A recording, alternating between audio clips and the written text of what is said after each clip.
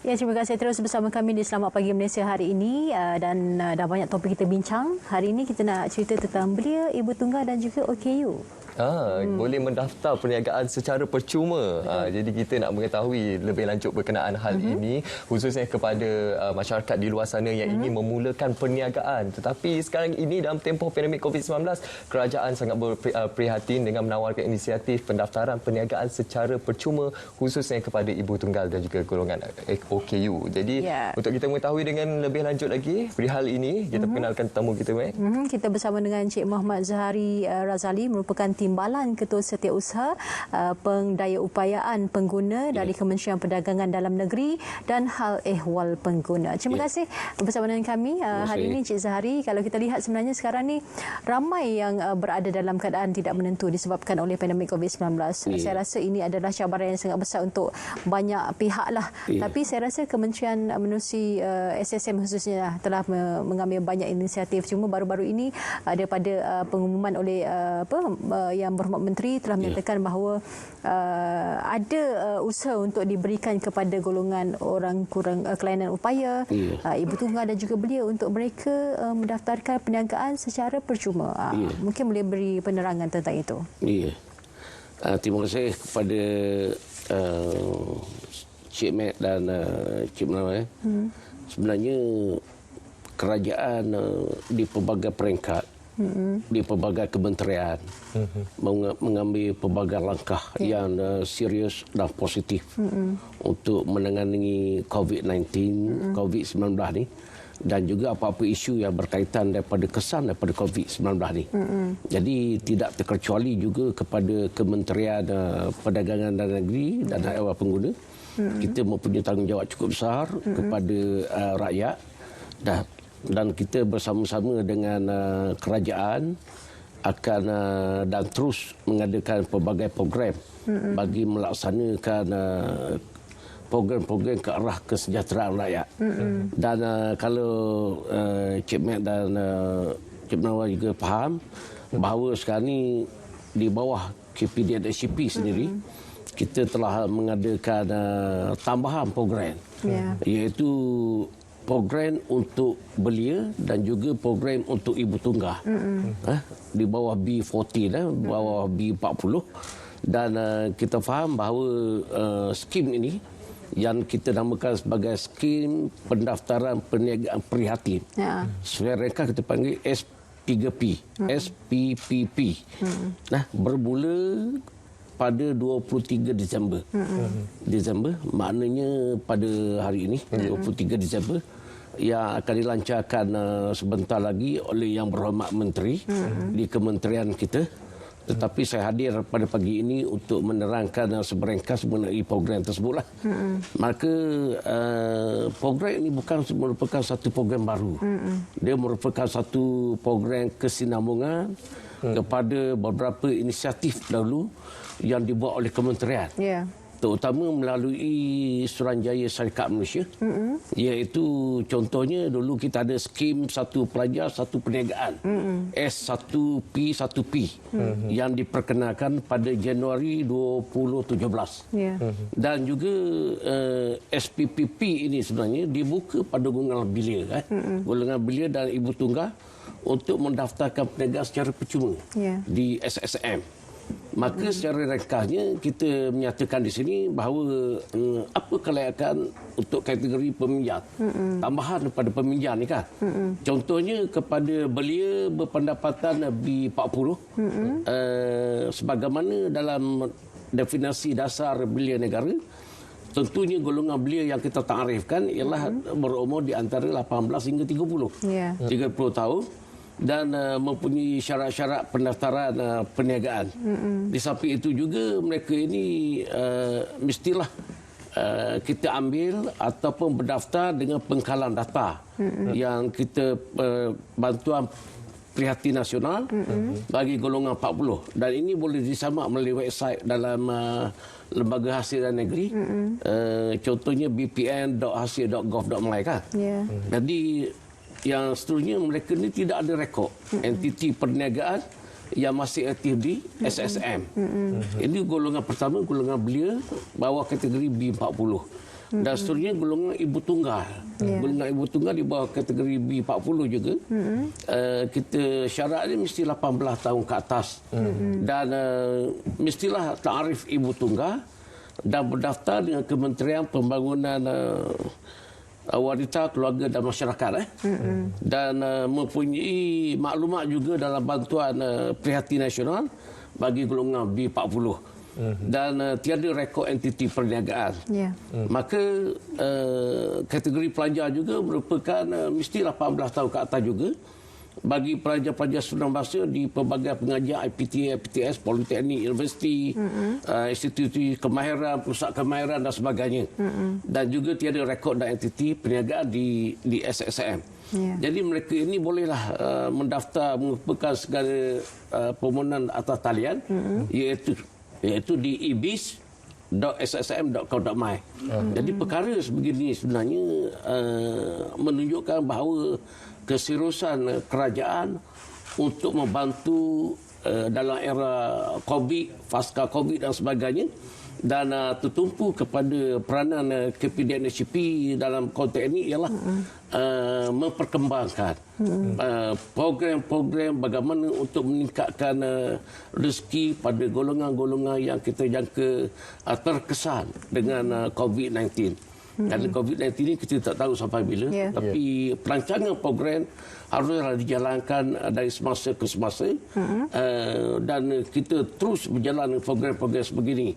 Dan kita tahu bahawa tahun 2020 juga merupakan tahun yang cukup mencabar bagi kita dalam penurunan COVID, bukan sahaja mengancam nyawa.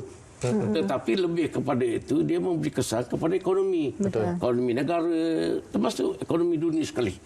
Maka perancangan kerajaan saya lihat sangatlah komprehensif.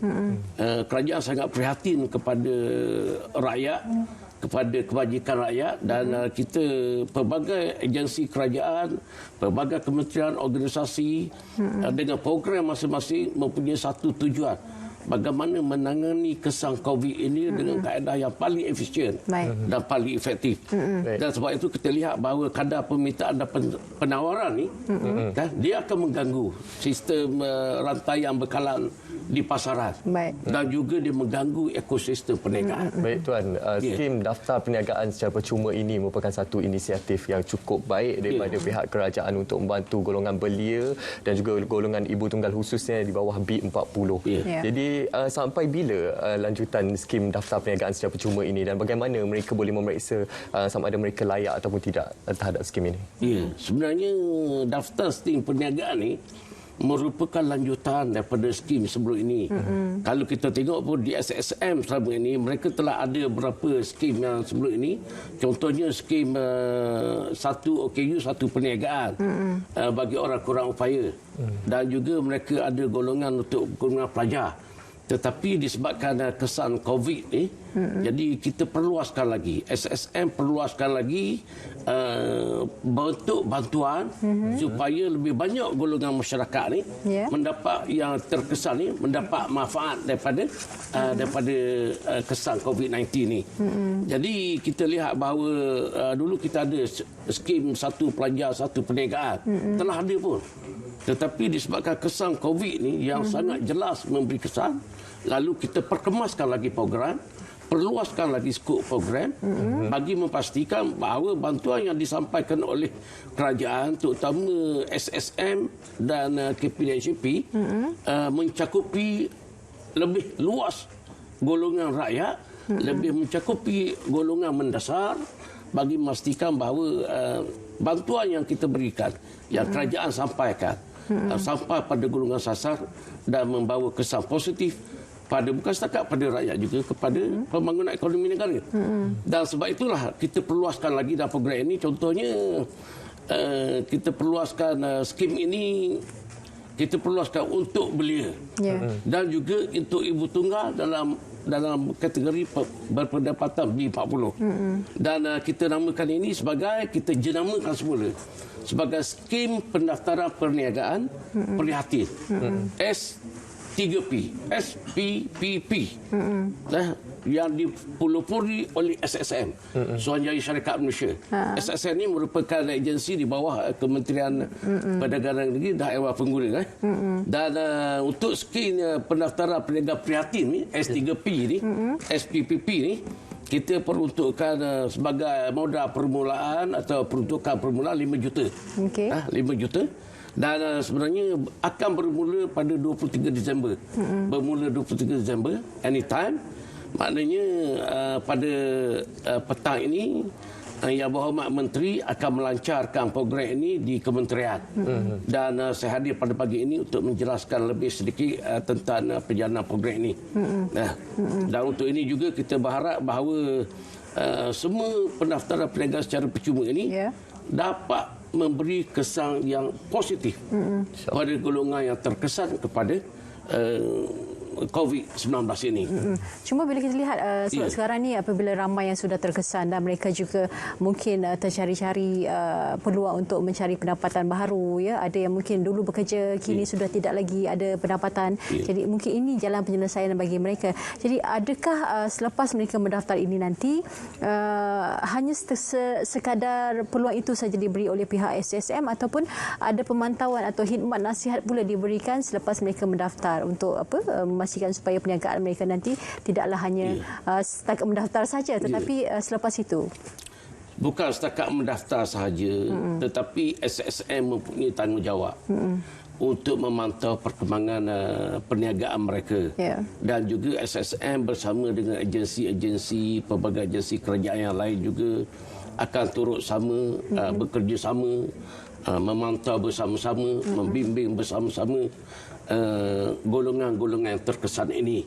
Jadi sebab musabab bahawa program ini dilancarkan tentunya mempunyai kaitan rapat, talian rapat di antara satu agensi ke satu agensi. Dan program, saya lihat program kerajaan untuk COVID-19 ni lebih kepada merentasi kementerian.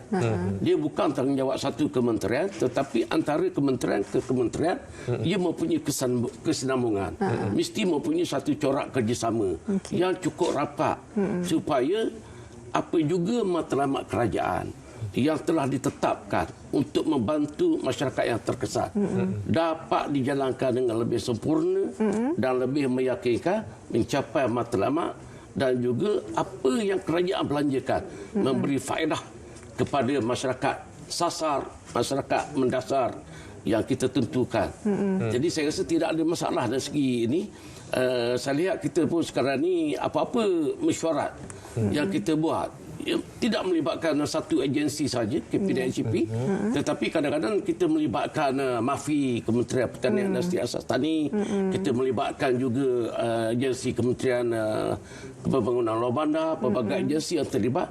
Kita bersama-sama memikirkan apakah corak-corak program-program yang sesuai yang boleh kita gembelingkan secara bersama, kerana kita nak melahirkan satu sinergi efek kepada program kerajaan. Peruntukan yang kita belanjakan itu memberikan satu kesan yang positif. Tidak lagi kita berdiri engkau, aku, engkau buat sendiri, aku buat sendiri. Tidak lagi. Mana kita berdiri bersama, kita berjalan bersama, berpimpin tangan bersama, melangkah bersama bagi memastikan apa juga hasrat kerajaan untuk golongan dasar yang mempunyai masalah di peringkat bawah dapat ditangani sebaik mungkin yang boleh. Jadi dalam peringkat bagi peringkat KPDN SCP ni kita mempunyai agensi-agensi kita, terutama SSM dan sebagainya. Tujuan kita ialah memastikan bahawa apa peluang-peluang perniagaan, apa peluang-peluang yang kita boleh beri kepada masyarakat yang terkesan, golongan pelajar, golongan belia B40, ibu tunggal di bawah kategori B40, bagaimana mereka ini dapat diberi bimbingan, diberi pengetahuan, diberi sedikit modal dan dipantau, dibimbing supaya kesan kepada program ini dapat memberikan sesuatu yang positif kepada program kerajaan. Ya. Tuan, tadi itu ada menyentuh pendaftaran skim perniagaan secara percuma untuk golongan OKU dan juga pelajar-pelajar di IPTA merupakan satu proses lanjutan sebelum ini. Jadi setakat ini berapa ramai jumlah golongan OKU dan pelajar IPTA yang terlibat dalam skim ini? Ya, sebenarnya data dia kita tengok sangatlah kalau banyak di sini Kalau kita lihat di sini data kita ni maknanya kalau kita mengikut Jabatan Statistik yang kita dapat daripada Jabatan Statistik atau kita panggil DOSM sekarang kita lihat bahawa potensi untuk mengembangkan program ini bagi masyarakat terkesan sangatlah besar. Contohnya kalau mengikut data daripada DOSM, kita terdapat antara 18 hingga 30 tahun tu kan kita ada 7 juta 7 juta yang penduduk kita yang termasuk dalam kategori ini. Dan juga kalau mengikut Kementerian Pembangunan Wanita, Kebajikan dan Masyarakat ni terdapat 150,000 ibu tunggal yang berpendapatan B40 ni yang telah menerima bantuan khas ibu tunggal dan kita lihat program-program ini mereka ini cukup berpotensi untuk dibimbing. Sebab itu kita beri nama skim pendaftaran perniagaan prihatin. Tetapi secara jumlah kasar kepada mereka ni saya tidak mempunyai maklumat cukup lengkap, tetapi walaupun kita memfokuskan kepada mereka ini secara lebih berfokus sekarang ni. Dan saya rasa program ini dengan kerjasama pelbagai jabatan dan kementerian kita dapat mencapai matlamat kita seperti mana yang dihasratkan oleh kerajaan sekarang ini. Jadi kita jangan bimbang dengan jumlah angka tersebut. Kita mempunyai perancangan dan kita mempunyai peruntukan yang mencukupi. Contoh saya bagi tahu tadi kita ada 5 juta. Bukanlah bermakna kerajaan hanya ada 5 juta. Maknanya habis 5 juta program ini berhenti, tetapi kita akan kembangkan lagi. Itu sebagai peruntukan awal. Maka kalau cepat habis yang boleh 5 juta ni, maka insya-Allah kerajaan akan tambah lagi peruntukan lebih daripada itu untuk menambahkan lagi golongan dan mensasarkan lagi kepada target grup yang lebih besar, kepada golongan yang terkesan dengan COVID-19 tu. Jadi Cik Munawar dan Cik Margaret, kita rasa tidak ada sebab mengapa kita tidak boleh berjaya dalam menangani COVID ini dengan kerjasama pelbagai agensi kerajaan, masyarakat dan juga rakyat kita secara disiplin, teratur dan tersusun. Kita mempunyai keyakinan, kita mempunyai misi, di samping kita dapat mengawal atau menghapus atau mengurangkan penularan ataupun kesan COVID-19 dalam masa yang sama rakyat yang terkesan dapat dibimbing, dibentuk menjadi masyarakat, menjadi rakyat yang lebih berdikari, lebih mampu untuk maju dalam bidang kerjaya masing-masing. Kalau mereka itu yang kita latih dalam bidang perniagaan, maka kita harap mereka akan menjadi seorang peniaga yang sekurang-kurangnya perniagaan tersebut dapat membantu keluarga mereka. Betul. Ataupun masyarakat sekitar. Tidaklah kita mengharapkan mereka boleh menjadi seorang tokoh korporat, tetapi mereka tidak lagi mengharapkan bantuan sepenuhnya kepada kerajaan. Baik. Tetapi mereka boleh membantu diri sendiri, keluarga sendiri, masyarakat sekitar untuk memastikan bahawa program kita yang dua-dua mempunyai peranan. Satu, menghapuskan, mengurangkan kesan COVID. Kedua, melahirkan masyarakat yang lebih berdikari akan tercapai. Terima kasih. Itu dia tadi. Satu konklusi yang sangat mantap dan juga padat saya rasa. Apapun sebenarnya semua tidak ada yang dipinggirkan. Semuanya telah pun diberikan ruang dan juga peluang oleh kerajaan khususnya menerusi KPDN HAB. Terima kasih diucapkan kepada Cik Muhammad Zahari Razali merupakan Timbalan Ketua Setiausaha Pendaya Upayaan Pengguna Kementerian Perdagangan Dalam Negeri dan Hal Ehwal Pengguna. Baik, kita nak berehat seketika. Selepas ini ada banyak lagi menanti anda terus bersama kami di Selamat Pagi Malaysia. Jangan mana-mana. Terima kasih.